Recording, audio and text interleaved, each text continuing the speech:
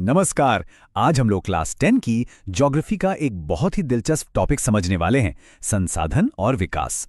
जरा सोचिए, हमारे आसपास जो कुछ भी है, जिस हवा में हम सांस लेते हैं या जो फोन हमारे हाथ में है, ये सब कुछ कहीं ना कहीं संसाधनों पर ही तो निर्भर है। तो चलिए एक सवाल से इसकी शुरुआत करते हैं।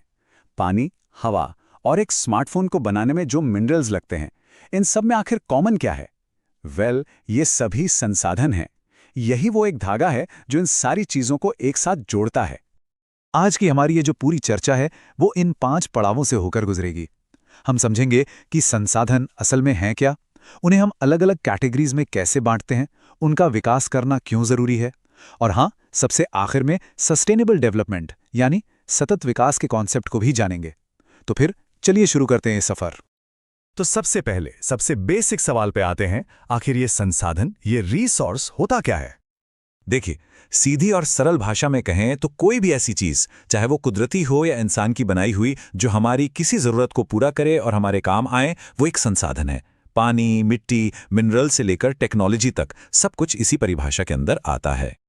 ठीक है, तो अब जब हमें परिभाषा पता चल गई है, तो चलिए अब इनके क्लासिफिकेशन यानी वर्गीकरण को देखते हैं।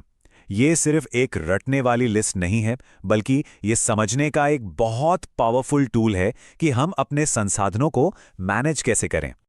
लेकिन सवाल यह है कि इन्हें अलग अलग कैटेगरी में बांटने की जरूरत ही क्या है? बात यह है कि क्लासिफिकेशन से हमें सिर्फ ये नहीं पता चलता कि हमारे पास क्या क्या है, बल्कि ये समझने में भी मदद मिलती है कि इसका सही इस्तेमाल कैसे हो, इसे बचाया कैसे जाए और सबसे जरूरी, एक सस्टेनेबल भविष्य कैसे बनाया जाए। तो क्लासिफिकेशन का पहला बेसिस है ओरिजिन यानी उत्पत्ति। बायोटेक यानी जैविक संसाधन हमें लिविंग सोर्सेज से मिलते हैं, जैसे जंगल और जानवर। वहीं ए बायोटेक यानी अजैविक संसाधन हमें नॉन लिविंग चीजों से मिलते हैं, जैसे कि चट्टानें और मिनरल्स। और एक मजेदार बात, कोयला और पेट्रोलियम भी बायोटेक ही माने जाते हैं, क्योंकि वो करोड़ों साल पहले के जीव जंतुओं से ही तो बने हैं। दूसरा आधार है रिन्यूएबिलिटी, मतलब कि कोई संसाधन वापस बन सकता है या नहीं। रिन्यूएबल यानी नवीकरणीय संसाधन वो हैं जो नेचुरली फिर से बन सकते हैं, जैसे सोलर एनर्जी और विंड एनर्जी। जबकि नॉन रिन्यूएबल मतलब अनवीकरणीय, एक बार खत्म हो गए तो उन्हें दोबारा बनने में लाखों साल लग जाते हैं।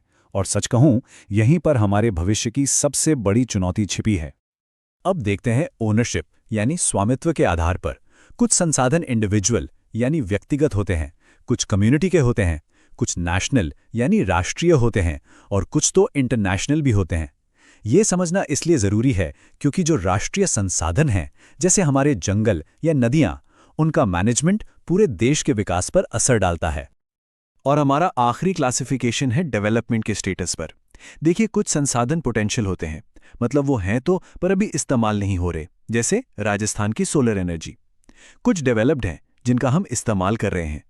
फिर आता है स्टॉक, जो मौजूद तो है पर हमारे पास उसे इस्तेमाल करने की टेक्नोलॉजी नहीं है।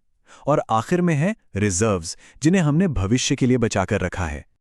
तो हमने संसाधनों को अलग अलग कैटेगरी में बांटना तो सीख लिया, पर अब सवाल ये है कि इनके विकास और मैनेजमेंट की जरूरत ही क्यों है?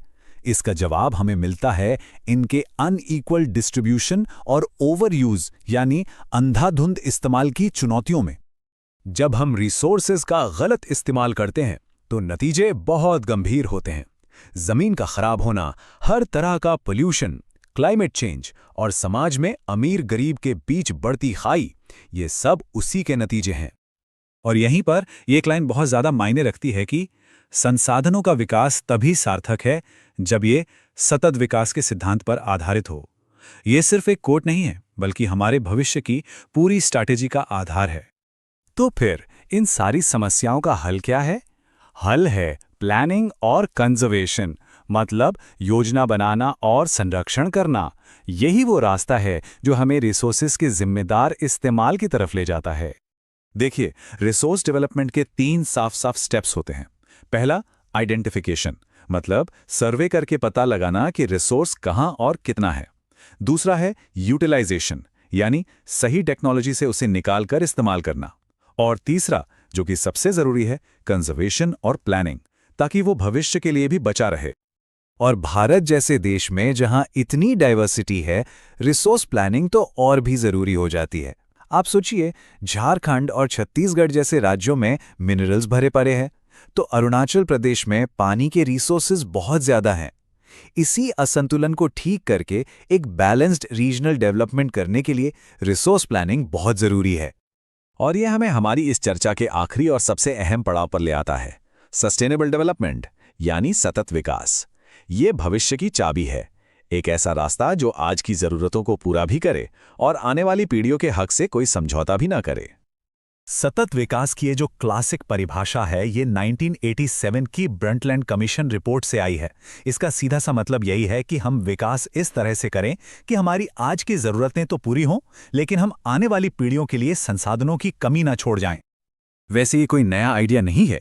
1987 की रिपोर्ट से लेकर 1992 के रियो अर्थ समिट के एजेंडा 21 और 2015 में यूएन के 17 सस्टेनेबल डेवलपमेंट गोल्स तक ये आज एक ग्लोबल प्रायोरिटी बन चुका है। अब जरा इस नंबर को देखिए, 1272। ये सिर्फ एक आंकड़ा नहीं है, इसके पीछे एक कमाल की कहानी है।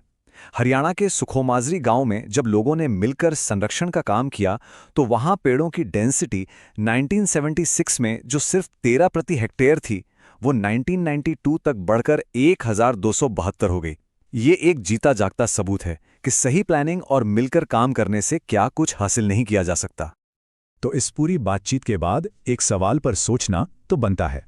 अपने चारों तरफ देखिए, हमारे स्थानीय इलाके में सबसे ज़रूरी संसाधन कौन सा है और हम सब मिलकर आने वाले कल के लिए उसे कैसे बचा सकते हैं, इस पर ज़रूर सोचिएगा।